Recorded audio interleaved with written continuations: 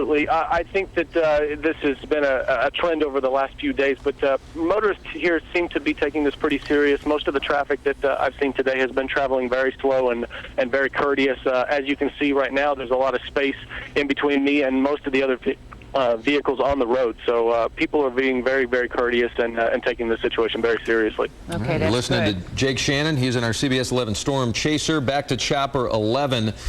That is 8:20 on a rush hour Tuesday at 5:38, as if 8:20 doesn't need enough. Look at that water. Look how close it is to the highway. Eastbound lanes, there you see the roof snow exit, so you're a half a mile from the roof snow exit there on 820 eastbound lanes, and the water precariously close to coming over and just swamping those lanes of the freeway. Christine, well, first of all, in the chopper, Ryan, it doesn't look like it's raining much where you are now, right? No, it's really died down in this area. As a matter of fact, we were just here a few minutes ago, and we did not see the flooding here over the highway. I did notice that it was getting really close, but it seems to have reached the highway in the time that we were covering the neighborhood just to our north. Okay, so Ryan, stand by. Christine, now, so he just says 10 minutes ago we didn't see it this high, so now we're seeing the effect of the flash flooding in that what you see immediately isn't always what you're going to get, because this continues to rise a little bit after the event, correct? Correct, and it'll be interesting to see what happens here in the next 20 or 30 minutes, but hopefully this is as bad as it's going to get since the rain is tapered off there, and it'll start going down. Highway will start to dry off. Man, I'll tell you one thing though. If that goes up a few more inches, it will happen at once, and then all of a sudden everybody caught in those lanes is going to have a problem. Yep, exactly. I can't believe it's happened that quickly in just the few minutes that we've been on the air. Christine, give us another update very quickly about what folks can expect from these storms. Well, let's go ahead and show you the radar here. We do continue to see a lot of shower and thunderstorm activity that's occurring from Flower Mound, now spreading north and westward toward Argyle, the Roanoke area, Grapevine. The airport's still seeing more rain, and that's going to cause some serious delays. Rain lightening up around Colleyville, just light there over westward toward Keller, and up and down toward the Haltom City area, still some very heavy rain, or some lighter rains. But these are some Doppler estimated rain totals, and in the green, anywhere from 1 inch to 2 inches. You get into the darker green, you're talking 2 to 3 inches, and then we have a little area of purple just south of the airport. That storm has just sat there where we've easily seen 3 inches of rain. Be interesting to see what that's doing to the roads that run through the airport and the runway system. All right, here's the radar itself, and the storms continue drifting north, but we still have that little leg that extends down to Irving, and more light rain on the west side of Fort Worth over to Saginaw. Again, Denton County still under a flash flood warning until 8:15, and we still have Tarrant and Dallas counties under flash flood warnings until 6:45.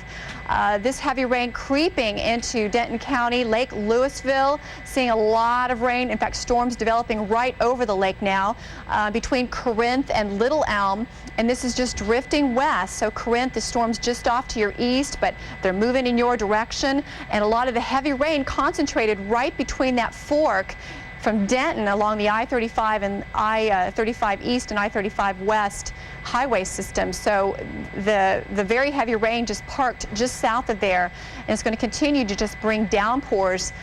Justin, Flower Mound could have easily seen 2 to 2.5 inches, and up into the Justin area, and then Justin Road, some very heavy rain there. Everything in purple, these are rain rates that we're showing you right now. Rainfall rates, again, in excess of 1.5 to 3 inches per hour in some of the heavier cores of this particular storm cell or storm complex that continues morphing and changing shape, but drifting to the north and west. So this is right now the worst weather we're dealing with in North Texas right now, and it's right through the heart of the metro area and northern parts of the area. Yes. I don't mean to interrupt you, but Ryan, you guys swing back around, come to the other side again. You'll see where all the cars are, dark spots. Ryan, when you come back around, give us a little tighter shot there. Those dark spots is actually, is the dirty water that's funneling through that barrier there on 820. And Ryan, confirm for us, the lanes that are open there where people are driving through, that's eastbound, correct? Correct, that is eastbound. Yeah, when we come around again, give you a little better angle on it, you can see that the water is running in beneath the little slots of the barricades here separating east and westbound. So now the question becomes, how much water can those barricades hold? Because those are probably just set into place. I doubt that they're anchored to the freeway, or do you think they might be? Hard to tell right now. The base is all underwater right now, so we don't have a really good picture of how they are anchored, if they're just sitting there. But that is a very good question. Any more water, it's really coming up on the side there, so it is a question of if they will stay in place or not. Now, as we come around, you can get a better angle. You can see the water rushing underneath the barricades. Yep. Each barricade, usually these are like 12, 15-foot sections, and they've got two little cutouts in the bottom of each one, and there you see one right there in the middle of your screen. So water rushing through there, and that's the only release point for all of that water that is now building up in what is the westbound lanes of 820. Realize this again. You're looking at eastbound lanes there at the Roof Snow exit. On the other side of the barrier, the westbound lanes of the freeway completely underwater. Nobody's going anywhere this afternoon westbound on 820. And Ryan, off to the right, traffic just sitting there, the people who just got stuck when they came up on this. Is that right? Yeah, that's right. They have shut it down right there where the water breaches the highway. They are diverting traffic, as I'll pan over a little bit and show you. They are exiting at Roof Snow. Yeah, but look at all those people with absolute. You're stuck or going to have to try to turn around and get back to that exit. Yeah, that was one of the questions I had a little bit earlier, Ryan. I wanted to know, and if we can get a better idea of what some of the exits are that people can take if they're traveling on 820.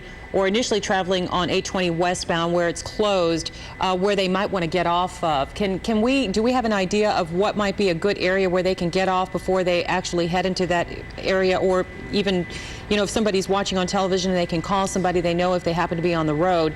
I just think that's pretty good information. Because you can see, as Doug said, they are not going anywhere if they get near that end of the highway.